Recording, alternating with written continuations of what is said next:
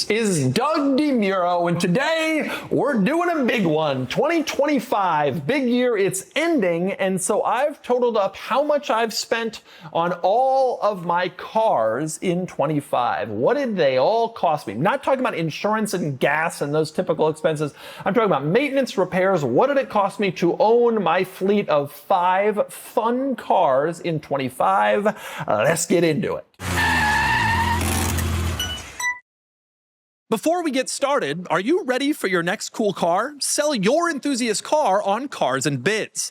Trading in your car to dealers means you aren't getting market value for your car, leaving you with less cash for your next fun car. Just look at our recent sales of these cool cars compared to current trade-in value. This is a trade-in offer, and this was the Cars and Bids result. This is a trade-in offer, and this was the Cars and Bids result. This is the trade-in offer, and this is the Cars and Bids result. Get started now on carsandbids.com. Sell on Cars and Bids and join the best community to sell your enthusiast car. Okay, here's how much I spent on car repairs this year per car. Now, I want to be clear, I have 2 daily driver cars, a Mercedes-Benz station wagon and a Toyota Sequoia. I'm not talking about those cars.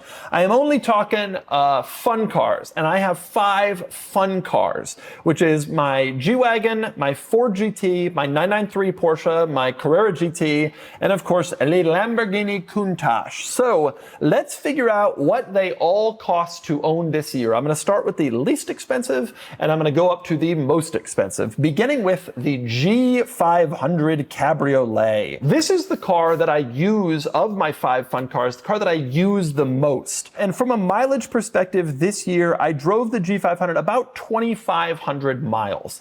That's not dramatically more than the other cars, but I do also just use it the most. Like I physically turn it on and drive it places the most.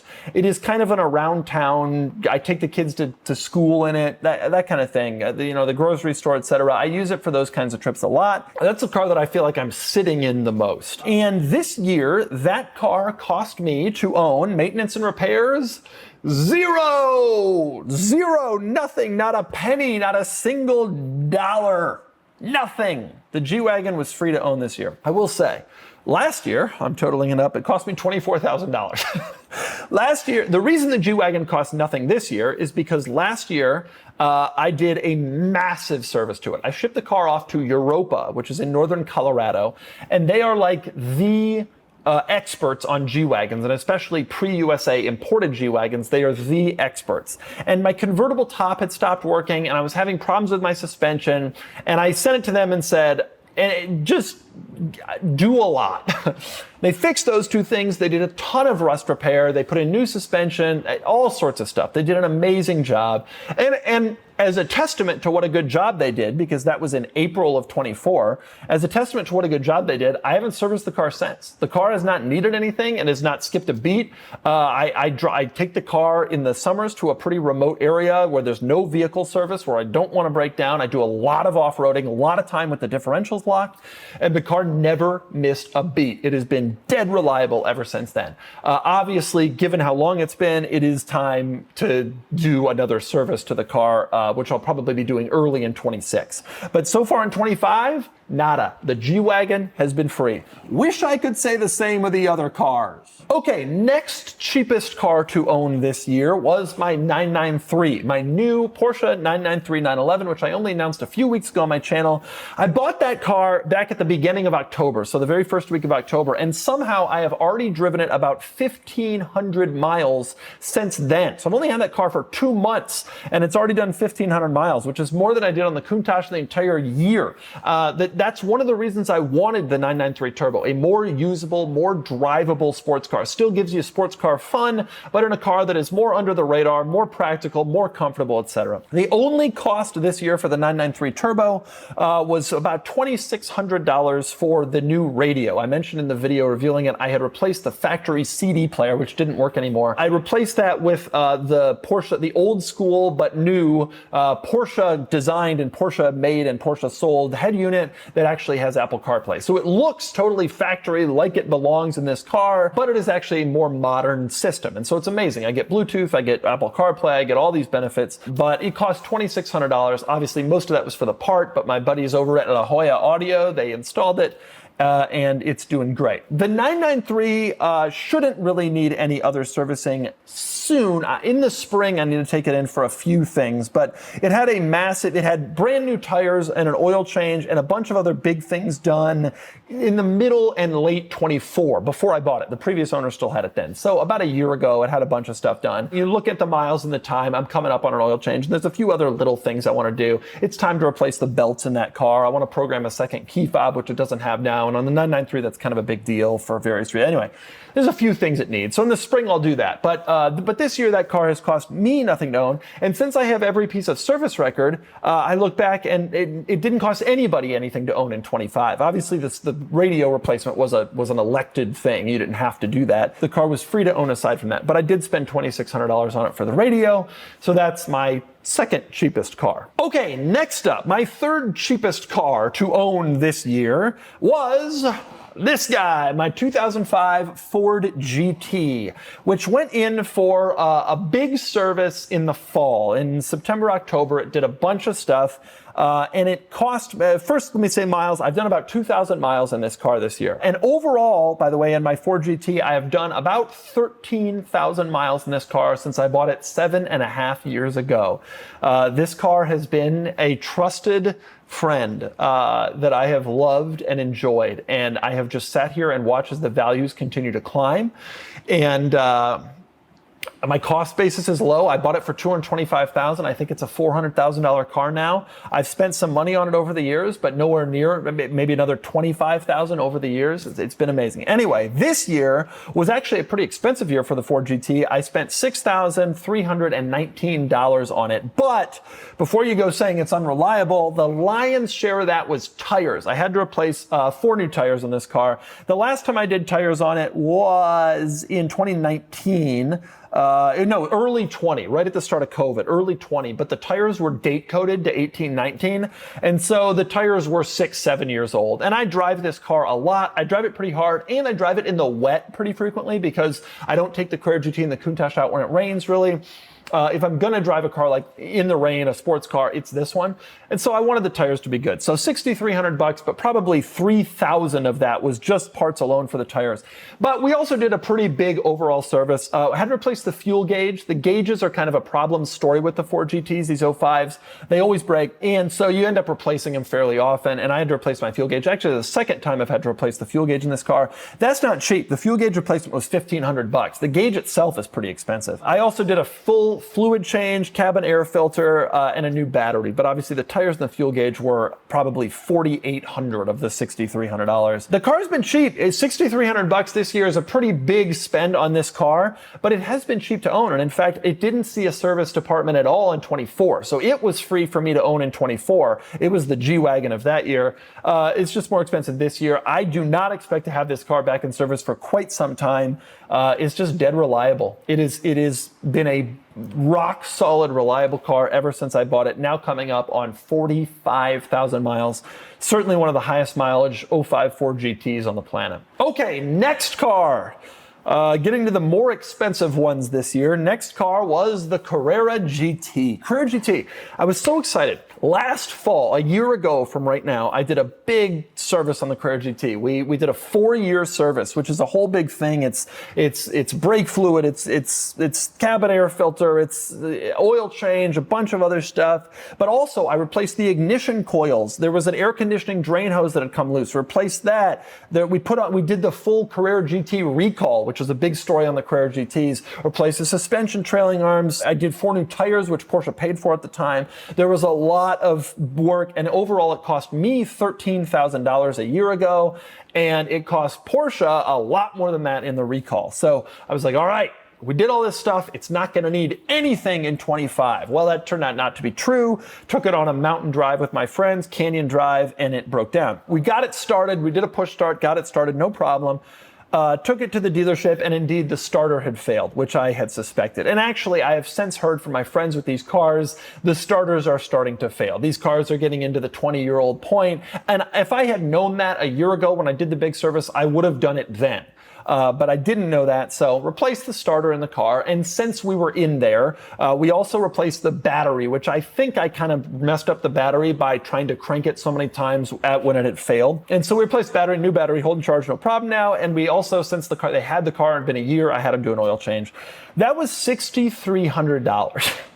I drove the Carrera GT this year about 1,800 miles, which is quite a bit for a Carrera GT. Coming up almost on the Ford GT. It's a lot of mileage. But $6,300 when I thought I'd be free of this thing needing servicing for a while, that was a bit of a blow, especially right near the end of the year. That only happened a few weeks ago. I was really hopeful that car, the Carrera GTs are not the easiest cars to own. They're not unreliable, but they're pretty maintenance intensive. You have to keep on top of stuff, and the engine comes out every decade, and that's very expensive. It's like a $50,000 service, and there's real cost to owning that car. It is one of the great cars I have ever driven, and so I think it's worth it, but there's real cost to owning that car. And, this year, another penalty. I've had the car for 3 years now. It's been pretty reliable for me, generally speaking. Most of the costs that I've put into the car have been personal choice things, like I added the electric for the spoiler because the hydraulics failed, pretty common. I added new suspension, which I think is a really big deal for those cars. But still, $6,300, like, all right, fine. Another Carrera GT thing. Definitely in my mind, I've decided to start driving the Carrera GT actually a little bit less than I have before. I've been using it for a lot of daily tasks, and I just don't want to do that anymore. The values of these cars are continuing to climb. They're costly to own, and I just don't think the car is that fun using it daily. I think it's more of a fun car to really use it when you're yearning for it, and so I'm going to start focusing more on that. Okay, last up, my most expensive car to own this year, but it's not what you think. My most expensive car to own this year was the Countach. But that actually probably is what you think. But the expenses, it wasn't my most expensive car because it was really crazy out of the realm. Couple things to say about the Countach. First off, I drove it this year about 1,300 miles in the Countach. It's a lot of miles for that car. Not a lot of people driving a Countach 1,300 miles. At all, let alone in one calendar year. The total expenses for the Countach this year were $9,062. However, there's a couple of caveats here that should be mentioned. First off, a good chunk of that, about $4,500 of that, was the car had some scrapes on the front bumper. And when I say the car had some scrapes, I scraped it. The car had some scrapes on the front bumper, and also at some point, the first owner of the car was in Virginia, which is a 2 license plate state. At some point, he had drilled holes in the front bumper for a license plate. And I figured, I found Babolev, which is a shop here in San Diego that works on vintage Lambos and Ferraris, Babolev Motor Car. I found them. They seem to be a great shop, willing to do a lot of good work. They also do body work. And they had said, hey, the next time your car is in for service, we can fix that stuff for you. And I said, that's great. And so I elected this year to do that. So of the $9,062 in servicing, $4,500 was paint work. They filled the holes in the license plate. They repaired the scrape on the front bumper. They did an excellent job. You would never know any of that stuff happened. It really, really looks great. But the result of that is, okay, $9,000 to own that car this year. But if you took away that stuff, which again is optional elective stuff, this would actually fall as the second or third cheapest car that I own this year. Both the Ford GT and the Carrera GT had non-elective stuff that cost more. The other thing that I should say about the Countach is it had been 2 years since I serviced it. The Countach went all of 24 and almost all of 25 without ever having to go in for service. 655 days it made it after a big service at the end of 23, which the engine came out, which I knew it needed when I bought it. So, what did I do with it? What was the servicing? Aside from the paintwork in the front, I got a fluid change, oil change, gear oil change, brake fluid, clutch fluid. That was done. There was a small nail in the tire. We plugged it, and the front trunk latch had broken, and so we fixed that, which isn't really a kind of a normal Countach issue, but it happened to mine. We got it fixed, no problem now. Then a couple of months later, it broke down. The car had to be towed into to Babolev, to the service center, and they discovered that the distributor had a problem, which is, it's not even a Countach issue. It's like a typical kind of old car issue. The drive gear on the distributor had stripped. They replaced the drive gear, reset the engine timing, and at the same time, they also replaced the battery. So that was what it was: fluid change, plug tire, front trunk latch, distributor gear, and drive gear and battery replacement. nothing there is huge. And again, only $4,500 to own the car. That was 2 years of driving. And in those 2 years, I drove it about 2,600 miles. So a big service when I first bought it, almost $50,000, but I factored that into my purchase price. And I think it's really important to keep in mind that I paid about, in my mind, about $50,000 less for the car because it needed this service than what I could have sold it for immediately right after the service. Since then, only $9,000 in servicing, of which $4,500 was cosmetic, $4,500 then to drive the car for what's been basically a little over 2 years.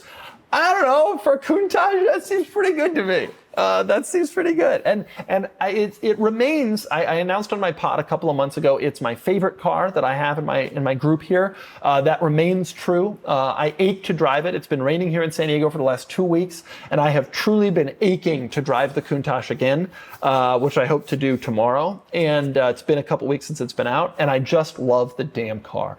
And so even if the $4,500 was every year or every 6 months, I would still do it. It's just so great. It is just so much fun. Everybody loves it. I love it. The feel, the sound, the look. It is just one of the damn coolest cars ever made. And no matter what people say, oh, they don't drive all that well. Yeah, I don't agree. I love it. 2,600 miles, I'm into mine. Actually coming up on 3,000 miles, I'm into mine. And I just damn love it. So worth it in my opinion. So to answer the question posed in the video title, how much overall did I spend on car repairs in 25? The answer is just a little over $24,000 on car repairs. And again, $4,000 of that was Countach cosmetic stuff that I chose to do. Could have pushed it off into next year and added it to next year's video, but chose to do it this year. See, but either way, you figure $20,000 to $25,000, and I totaled up the miles on all the cars, and I did a little over 9,000 miles this year between the 5 fun cars, of which about 2,500 was the G-Wagon, and the rest, about 7,000 miles in the true sports cars and supercars this year. Pretty good. To me, $24,000, 20 to 24, depending on whether you factor in cosmetics, to drive 9,300 miles, I don't know, that's pretty good. In my opinion, I think that's a pretty good deal. This year ended up being a little bit pricier than I had expected, mainly caused by the Countach and the Carrera GT breaking down at the very end of the year. Damn it, I wish they had waited until January. If it hadn't been for those two breakdowns, I think I probably would have taken about $10,000 off of this bill. I would have pushed the cosmetic work on the Countach, and it would have only cost me about $15 to own these cars this year, but they did. However, I do have a goal for 25 that none of my big 3 sports cars sees the inside of a service department. This is not a promise I am willing to make. Unscheduled stuff happens with these cars. They could absolutely all end up in a service department. But my hope is, because they all just got some pretty big services at the end of 25, I'm hoping that I can take them until the spring of 27 before their next services. All 3, the Countach, the Carrera GT, and the Ford GT. That will not be the case with the 993 and the G-Wagon. Both of those cars need to go in for servicing in the spring. Like I said, 993 needs an oil change, drive belt, some other little stuff. G-Wagon needs to get prepped for the summer since it hasn't been in a shop in 2 years. Definitely needs an oil change. So those cars are kind of getting to that point. But again, $24,000, obviously not including insurance and fuel, which is real cost, but you know, not really repair and maintenance stuff. That's what those cars cost. To maintain this kind of fleet of 3 very special cars, 1 pretty special car, and a G-Wagon convertible. If you've wondered, those are the numbers. See you in 26.